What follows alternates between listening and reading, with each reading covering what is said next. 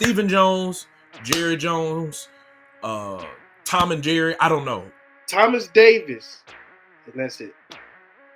That's it. Bro, Drew Brees is right there. What? What's good, ladies and gentlemen, and welcome into another episode of the Fitz Take Podcast. I'm your guy, Jamarcus Fitzpatrick, but you know you can always call me Fitz. That man in boxes with me is my co-host, Mr. Elijah Nixon, a.k.a. E-Money.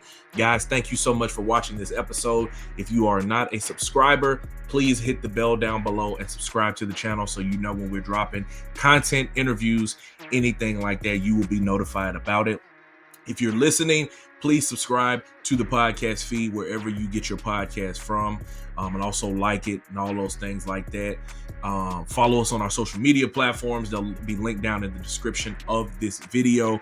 That's Instagram, TikTok, Twitter, Facebook. We're all across the boards. Wherever you need to get your content from, that's where we are. Also, we have a YouTube community, the Fitz Take All-Stars, that if you want exclusive abilities, whether that's getting early access to episodes, being able to hop on producer Zooms to tell us what you would like to see on the show, you can go ahead and join that community. It is listed somewhere there on the channel where you can subscribe to it and become a Fitz Take All-Star.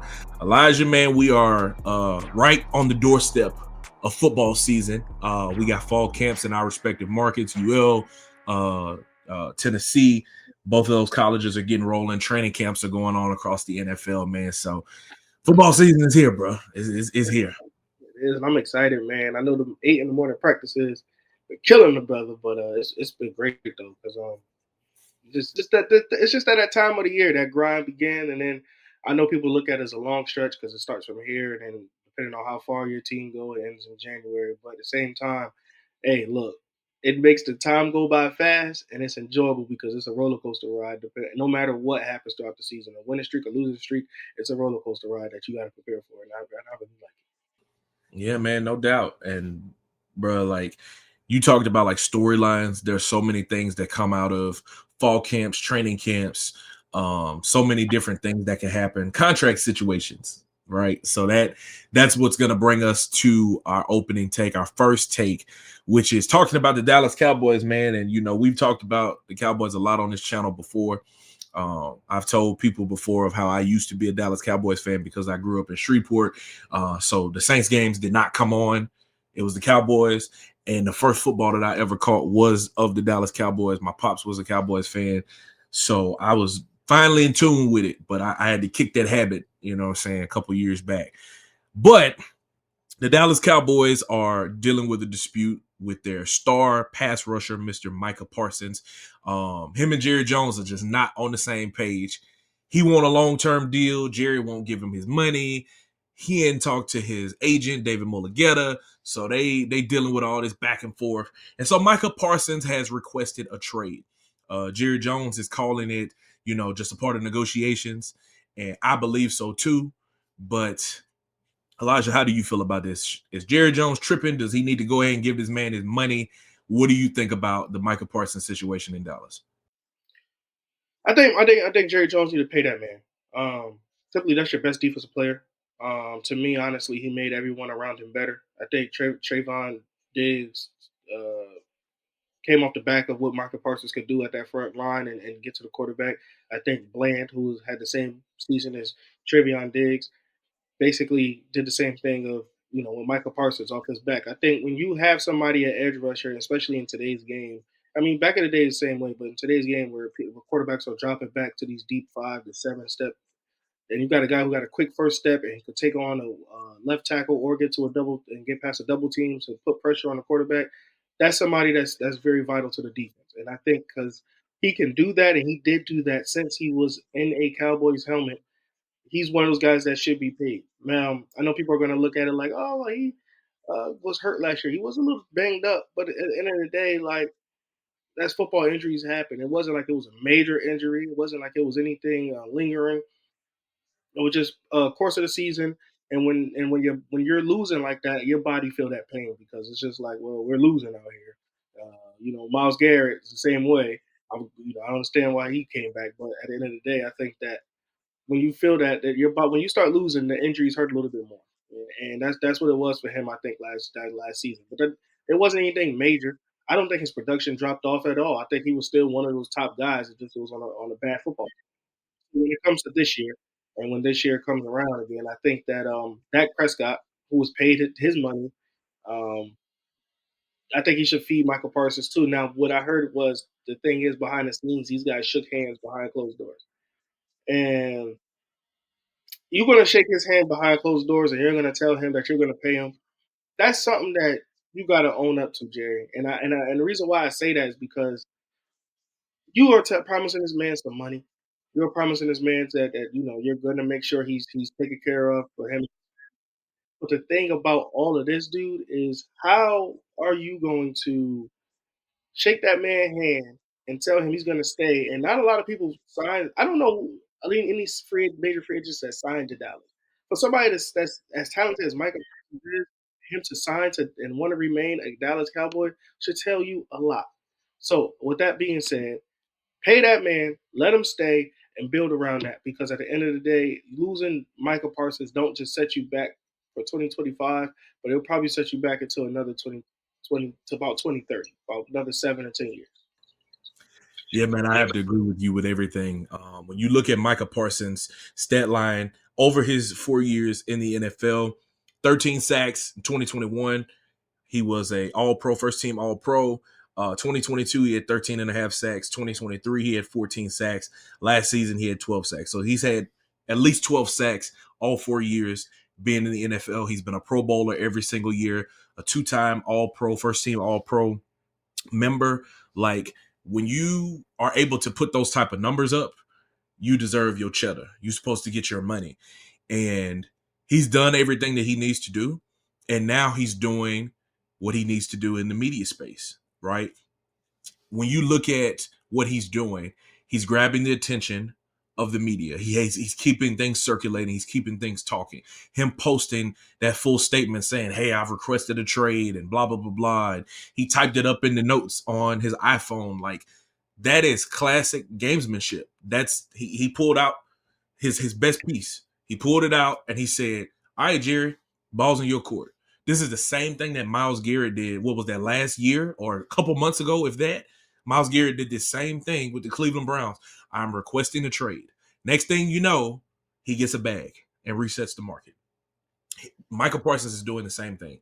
Don't get me wrong. Dallas has not won anything in forever, but Dallas is one of the best markets in the NFL.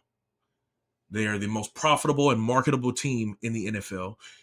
You want to play for that team if you're talking about longevity in your playing career and also what you can do after football. You're always going to be talked about in big conversations once you leave the Dallas Cowboys. Michael Irvin, Emmitt Smith, Troy Aikman, Deion Sanders. The list goes on and on and on. The Dallas Cowboys helps you in your career and also outside of your career. So in my opinion, Micah Parsons does not want to leave Dallas, but him putting out this statement and requesting this trade, so to speak, is simply pushing them to cut a deal faster. And I think now the ball is in Jerry Jones' court. Jerry has faced a lot of this. I mean, he went down to the wire with Dak Prescott giving him an extension. I think it was a Sunday morning before like a week 4 or 5 football game. Dallas gave him the deal. He signed it and they announced it. 3 years, $100 and something million. It was whatever the numbers was, making him the highest paid quarterback in the NFL. Whatever. I think it might have been 180 because I think he's getting like 60 million a year or something like this, 60, 62, something in that range. Whatever the market value is, give Micah Parsons that money because he's earned it. I get it. You never want to give somebody too much because he's looking at it as a business owner. And as a business owner, you're saying, I'm not paying you for what you've done. I'm paying you for what you can do for me in the future, right? But Micah Parsons is 26, bro. He's been in the league for 4 years, and all 4 years he's been able to produce. What you think he's not going to get better? You think he's going to regress right now? He's in a position that is not like a running back. Like a running back, after their first contract, you look and see how many miles they got on him, how much you're using him and all that stuff like that, and you're able to pay him based on that. That's why the running back position has been fighting so much to get paid. But this man is a pass rusher. He goes after the quarterback. That is quarterback, left tackle, edge. Those are your three most important and mostly highest paid positions in football. And it's because what they do affect the games. They're game changers in the positions that they play. So I tip my hat to Micah Parsons because he outgaming Jerry Jones in this situation. Now, I think I seen a quote somewhere that Jerry was saying something like this is like the mom and dad situation, and that, you know, Jerry is the dad, and I guess David Mulligetta is the mama, and all this stuff. Like, I don't know, whatever it is. Stephen Jones, Jerry Jones, Tom and Jerry, I don't know. All y'all get on the phone, call David Mulligetta, make an offer, see how it goes, and see if y'all can get this deal done, man. So you're not letting all this loom all throughout the season. Because, yeah, Micah is requesting this trade, but he's still at training camp. He's holding in, but he's still at training camp. He ain't going nowhere. And if you keep letting this loom, it's just going to continue to push this narrative of, man, this is what holding the Dallas Cowboys back is. And obviously, I don't think Jerry cares. I don't think he cares at all. But you just got to get this deal done. You got to let this go. And you got to go ahead and make the deal happen and make Micah Parsons the highest paid pass rusher in the NFL. You got to do it. You got to do it. So I agree. You get yours. I agree. Don't trade him nowhere else. No, I mean, there's a ton of places that Micah could go and affect defense and could be traded to. But, bro, it just don't make sense to let that man go. Why would you do that? It don't. What's the exit price, though? The highest amount. I mean, you're talking about a 4-time Pro Bowler, a 2-time All-Pro defensive end that gives you double-digit sacks automatically. Micah Parsons is going to give you 10 sacks regardless of what team he's on. So you're talking about at least a first round and maybe a player or two. You're talking about a couple high-end picks, a first and maybe a second and a player. You're going to have to cough up some bread. This ain't going to be no crumbs. You're going to have to give up the whole loaf to get a pass rusher like a 26-year-old 4-time Pro Bowler. Come on, man. I don't even know how many teams is really in position to do that right now. No. Pay the man, Jerry. Give him his money. Stop playing and go ahead and get this done. All right, guys, we're going to go ahead and move forward to take number 2 and the 2025 Pro Football Hall of Fame induction ceremony happened last weekend. Sterling Sharp finally getting in. Him and Shannon being the first brotherly duo to go into the Pro Football Hall of Fame. It was Sterling Sharp. It was Jared Allen, Eric Allen, and I'm missing one other person that I cannot think of right off the top of my head, but I know it was 4. And I know Hall of Fame classes have kind of changed the numbers over the years of the number of people that go in every single year. Like I know back when we were kids, bro, like I think it was like 9 or 10. Like the number was way different now, but now they're making these classes a lot smaller and it's a lot different. So congratulations to those guys. But every time a class goes in, you're always looking at, all right, who could be in next year's class. So the list of players that are first-time eligible for the Pro Football Hall of Fame class of 2026 include these guys: Larry Fitzgerald, Drew Brees, Phillip Rivers. Oh, Antonio Gates was the other guy. That's what made me remember, because I remember he was talking to Phillip Rivers. So Larry Fitzgerald, Drew Brees, Phillip Rivers, Jason Witten, Frank Gore, Julian Edelman, Marquise Pouncey, Mike Pouncey, LaShawn McCoy, Thomas Davis, Greg Olson, Alex Smith, Dez Bryant, Steven Gostkowski, Geno Atkins, David DeCastro, Sean Lee, Todd Gurley, and Jarrell Casey. So an extensive list of players. We getting to the point now, bro. This is how you know we starting to get old now, because all these boys, every last one of them, I remember when they came into the league. I remember when they came out of the league. We getting to the end, but boy, we getting old now. You feel me? But how do you feel about these potential guys? And out of those list of guys that I rattled off, and I can screenshot this to you and send it to you so you take a look at it, who are some guys that you feel like are no doubters, like absolutely this brother is a first ballot Hall of Famer? Who are some guys that you think, Eve? First ballot, I want to say Marquise Pouncey, the Steelers center. That's it? That's Huh? it. That's it. You for real? You trolling, bro? Hold on. You might need to look at that list. I'm looking. Oh, I'm sorry. Jason Witten. Jason Witten. When we talk about these guys, I'm sorry, y'all. Let me look at this list. All right, Larry Fitzgerald, Drew Brees, Phillip Rivers, Jason Witten, and Marquise Pouncey. Thomas Davis, and that's it. That's it. Bro, Drew Brees is right there. What? Did I say Drew Brees? I said Larry Fitzgerald, Drew Brees. No, you didn't. Right, You said Marquise Pouncey, and that's it. Oh, yeah, because that's what I remember at first. Wait. Whoever played for the Steelers, I don't remember if it was Marquise or Mike, but I think it was Marquise. I think Mike played for Mike. So Mike then. So Mike. Okay, this is my first ballot. Now I'm looking at the list. Mike, Jason Witten, Drew Brees, and Larry Fitzgerald, and Thomas Davis. No, my bad. It was Marquise played for the Steelers. Mike played for the Dolphins and the Chargers. Okay, so yeah, Marquise. Yeah, I'm right. Marquise, Jason Witten, Drew Brees, Larry Fitzgerald, and Thomas Davis. That's it. What? You was finna get a lot of slander. I am. If you had left Drew Brees off that list, because man. Oh, but you know what? This is how I personally feel about because I believe what Deion said was right. Like, everybody is not a Hall of Fame.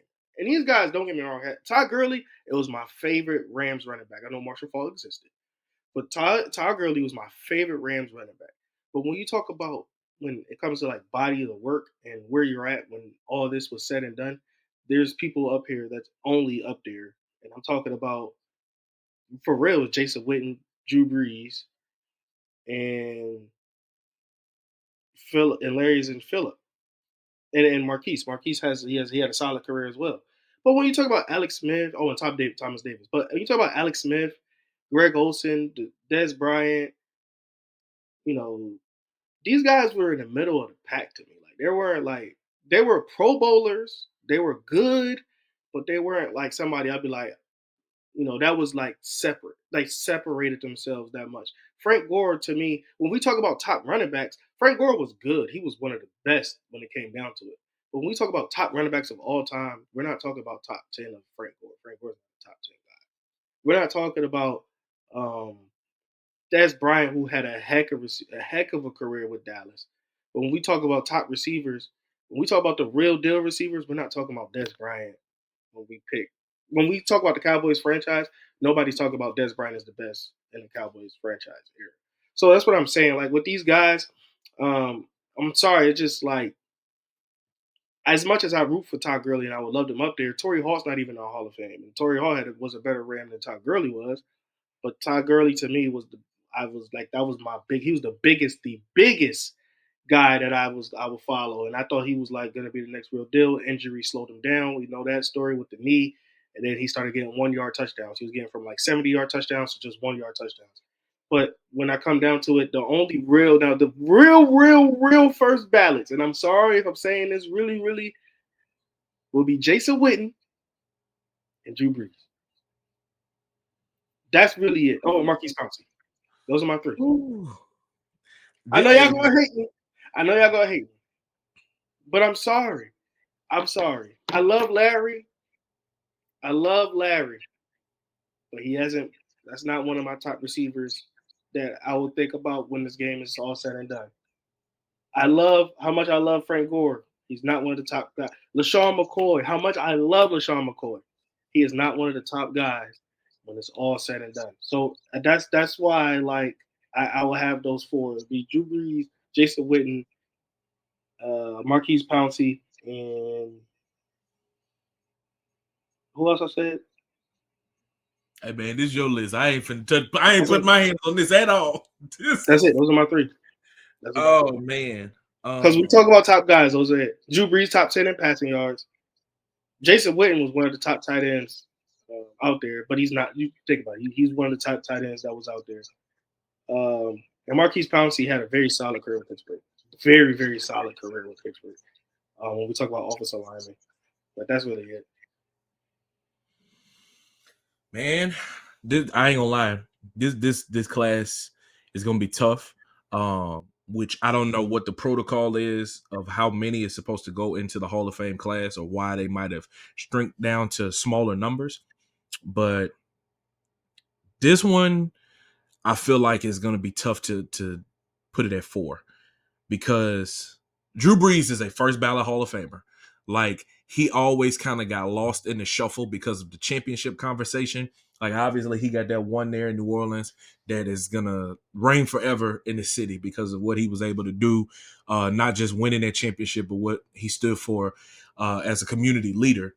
But, I mean, every single year, bro, we felt like Drew was throwing for 4 to 5,000 yards every single year. And he was doing it in a place and a market that is not a Dallas, that is not a New York, that is not a Miami, like it's not a Los Angeles, it's not in Atlanta, like, it's not a big extravagant market. Like, New Orleans is a phenomenal city, but when you think about it as a bigger market, people not checking for New Orleans first.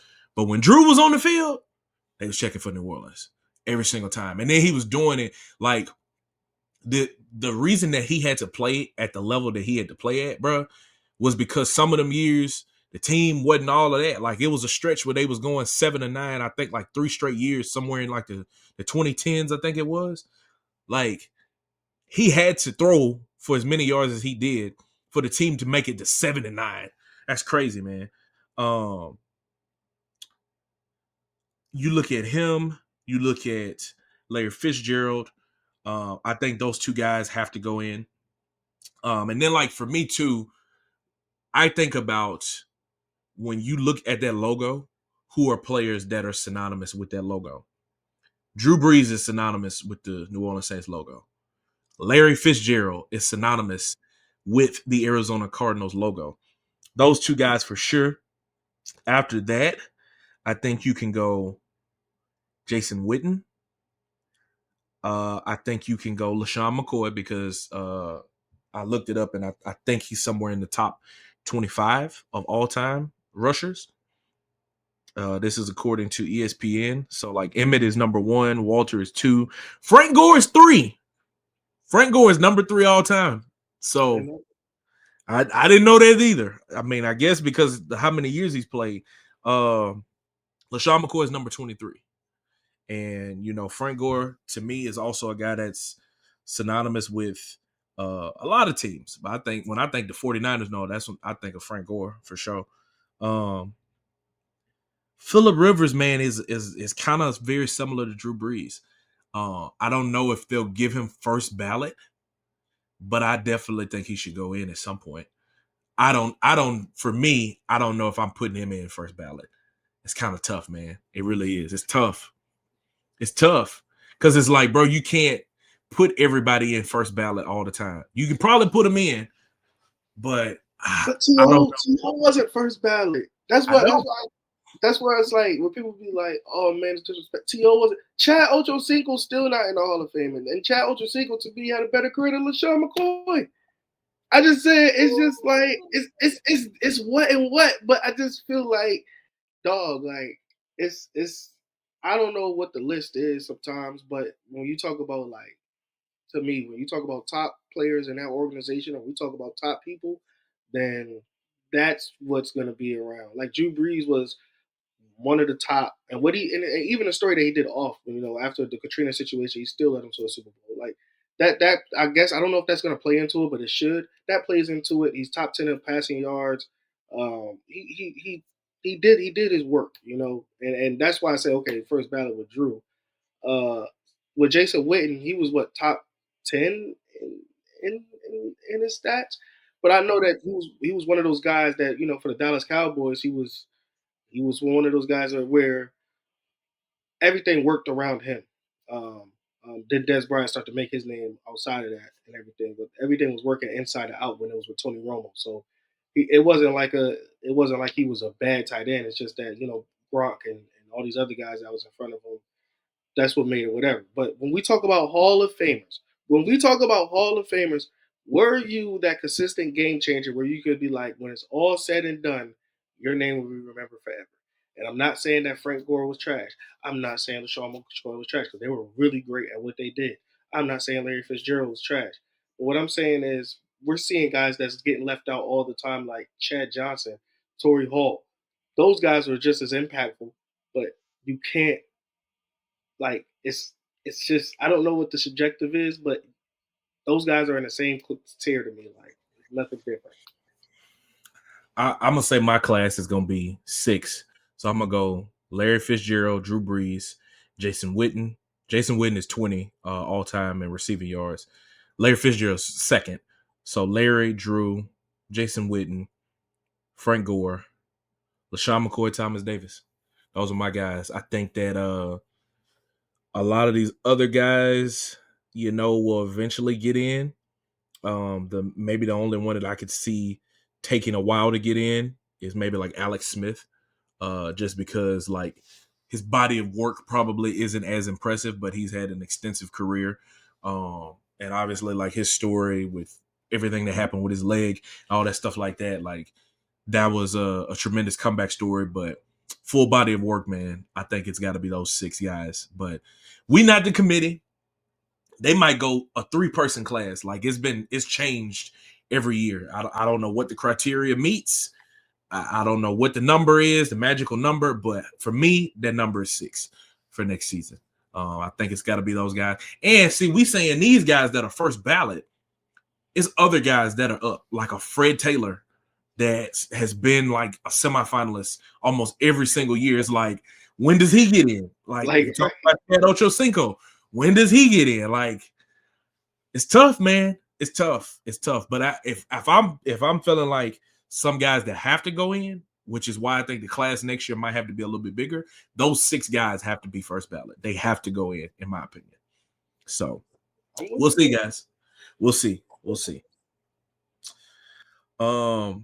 Guys, let's go to take number 3, and we got some documentaries that are premiering, man. So as of us recording this episode on August the 5th, Tuesday, it is Hard Knocks will be premiering on HBO with the Buffalo Bills, and then also the documentary on Netflix where it followed the SEC for all of last season is premiering as well.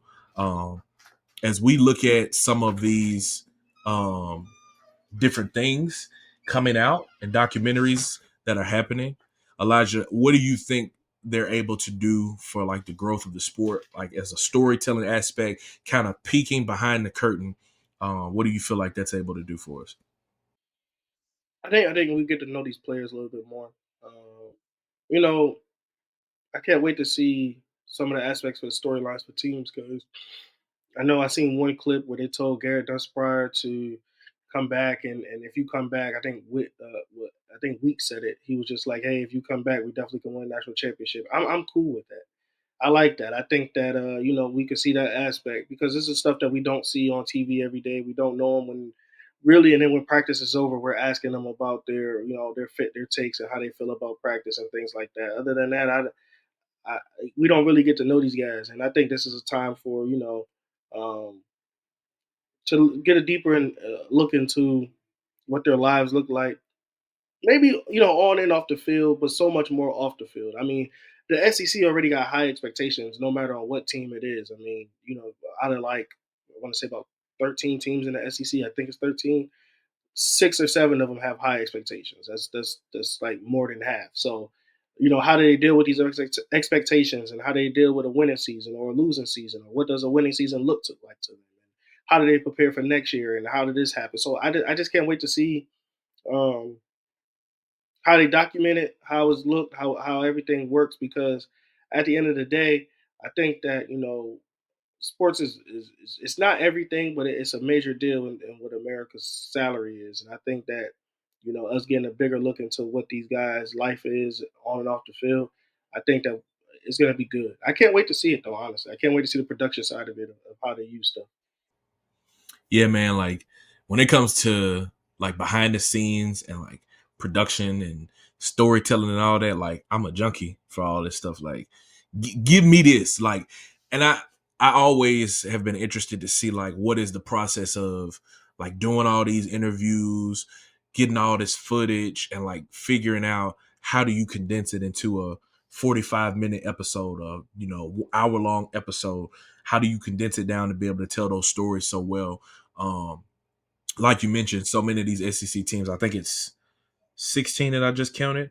So many of these SEC teams, man, are generating millions and millions and millions of dollars, from a Georgia to Florida to an LSU and Alabama, Texas A&M. Like, they generating tons and tons of money.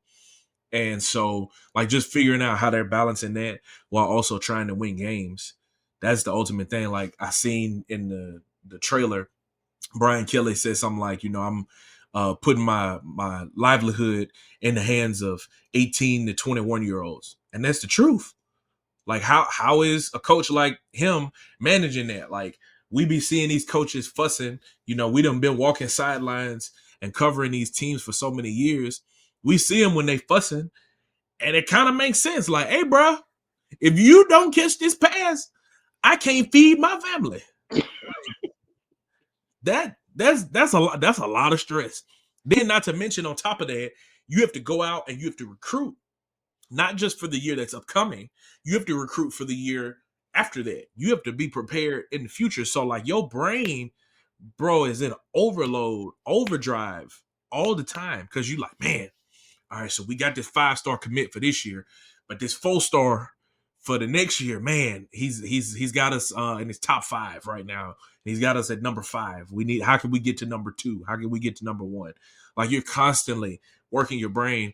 That's why somebody like a Kirby Smart, like a Billy Napier, like a Mike Elko, like a Steve Sarkisian, like those guys being the type of coaches that they are, it also is going to give us an opportunity to see, I hope it's going to give us an opportunity to see, man, what are some of these staff meetings looking like? What are some of those conversations looking like behind closed doors, where we're able to see how do they come to the conclusion of how do they get a starting quarterback? How do they get the starting running back? How do they build the game plan out? Like, I want to see that. Like, don't just get these boys plays away and all this stuff like that, but like give me a little, let me see a little bit. You know what I'm saying? This is, that goes into Hard Knocks. Hard Knocks has been doing this for years. And I love it. Like, I've been watching it, bruh, since doggone, like, the Dallas Cowboys one, which I think it was in like 07, 08. I've been watching every year, like, as many of them as I can. Even went back and watched the Baltimore Ravens one, the very first one. So, like, these are always really, really good for just the storytelling aspect, us getting to learn about these players and these coaches, and almost humanizing them, because we see these kids, we see these athletes with these hundreds of thousands of followers, these millions and millions of dollars, and we put them on a pedestal as these celebrities and these role models and all this stuff. But at the end of the day, all of them are just regular people, just like anybody else. And so, this gives us the chance to see them in that human light, for sure. So I'm a for sure be tapped in. Once I get back to the crib later tonight, I'm a sure be tapped in. I'll probably tap in with Hard Knocks first. I don't know. I'll have to see what time it premieres, but I'll tap in with one or the other and keep it rolling, bro. Try to go and knock it out to see. Yeah, no, I'm with you on that. I just think that with all these teams actually, well, all these teams being a part of it, I just think that one, they should let us be in there too, to us local media, because I want to be a part of some of this production stuff too. I want to see what it's like. But I also, like you just said, it's just what's going to come down to is getting a deeper look at how programs are, because on the outside end, we're just fans, or not just we're fans, and some reporters are just looking at how things are run, operated day in, day out. If you know as a reporter, but now you get to see it more with the athletes, with their takes on some of the stuff of how things are going. I just hope that it's well edited though. Like, I hope that it's not just pieced together, because I don't, some documentaries aren't the best. Like, for instance, I mean, this has nothing to do with Netflix thing, but on my plane ride back home, I was watching like the Tupac documentary. It just was trash, and it wasn't well put together. So this one, I just hope they really put it together. Mix and match some sounds, and their backgrounds and how they tell the stories of each player, so, of what players they selected. So I can't wait. I'm wondering who produced it because I know Omaha Productions, the Mannings, they've been dropping some good documentaries. They did Unreal with the WWE. Their documentary just came out last week, and I watched it. It was really good. They do good stuff. So I'm wondering. I'm interested to see who's going to be the. It might be. I know Smack Entertainment is another good production company that's out there. I'm interested to see. Hey, man, I got a production company. Like, let's do a documentary. Hey, UL, let's do a documentary. Let's work together. Let's create a partnership. We could do that too. But should be fun, man. And we'll be watching that to see what those episodes look like. With that, guys, we're gonna round out the show with our Fitz Take. And like we talked about at the beginning of the episode, it's fall camp, training camp season. And one of the biggest things that you always see right now is camp stats. You see people tallying how many throws these quarterbacks have in team periods and 7-on-7, and how many touchdowns they throw, how many interceptions they throw, their completion percentage, all of those things like that. And I feel like it was J.J. Watt that saw it and quote tweeted and was like, man, like this is actually happening. Like I had heard about it, but I didn't know that people actually are doing this. So I feel like we should talk about it. Like we're seeing so many quarterback competitions that are happening, whether at the collegiate or the professional level. And these training camp stats, these fall camp stats are coming out. Elijah, for you, do you feel like any of these stats matter? Are they, too much? Are they too little? What do you make of training camp stats? I really don't care about it. Like I don't care about it in the sense of like because of who you're going against. I mean, ones to me aren't always running with the ones. Like so, I mean, will we really care about it at that point? And plus, on top of that, I expect, and it's nothing against other corners, but say if Jamar Chase was going against somebody on the Cincinnati, I already expect 9 times out of 10 if they was doing 10 fade routes, I expect 7 of them or 8 of them to be touchdowns. So it's like I don't really care about that fact of it when they're practicing each other. But what I do care about is when they start practicing against other teams. Now, I don't care how you do it statistically or other stuff like that. I do think that when you start going against other teams, that should be documented because most of these guys aren't playing preseason games anyway. And this is our best way to look at it. And if you count those stats, then probably I'll look at it just a tad bit different depending on how the story's told. But when you're talking about just looking at a team, the same team versus the same team, like the ones versus the ones or the ones versus the twos, I really don't expect. I don't care for it because something like, let's say, there's a quarterback competition going on, and say if I don't know, Shador and Joe Flacco were both out there, and Shador ran with the threes, and Joe ran with the ones, and Joe's stat with the ones was like 6 for 17 with 2 touchdowns and an interception, and Shador who ran with the threes was like 10 for 10 with 3 touchdowns with I'd have been like, oh, Shador, woo! But if you look at it again, he's running with the threes. Most of the threes ain't really going to make the team um, unless they go signed as a draft, signed as a practice player. I'm sorry. So again, I just don't think that stats like that don't matter. Now, like I said, but when they start playing against other teams in those fall practices, maybe depending on how I will look at it, because most of them don't play preseason games. But right now, no, I really don't care. Yeah, man. I think that this is kind of just something that us as media are guilty of creating to help try to create more insight for the typical fan that can't come to practice every single day. And that we're looking at, all right, boom, we got the 11-on-11 period. And, Shador went up and he had 5 plays. And out of those 5 passes that he threw, he had 4 completions and 2 of them were touchdowns. And then Joe Flacco got up and he was 1 of 5 and blah, blah, blah. And I think when it comes to preseason camps, man, fall camp for college, training camp for NFL, I think it's the full body of work. It's everything. Like, you can't have a guy that only comes alive during the live periods, but then when you're doing riding the side, or you're doing, handing the ball off with the running backs, or just any small little details, anything individual, and they kind of just loafing around and they're not locked into it. You don't want that guy to be your starter because they're not paying attention to the little details. And if you're not paying attention to the little details, eventually that adds up to bigger things and bigger problems. Because, all right, yeah, you might light it up throwing the football, but when it comes time for run game and we say make a decision on this read option, read the end, you can't even get the snap off and you can't put it into the running back's belly and you can't make a decision. It's the full body of work. It's the team periods. It's the 7-on-7s. It's the individuals.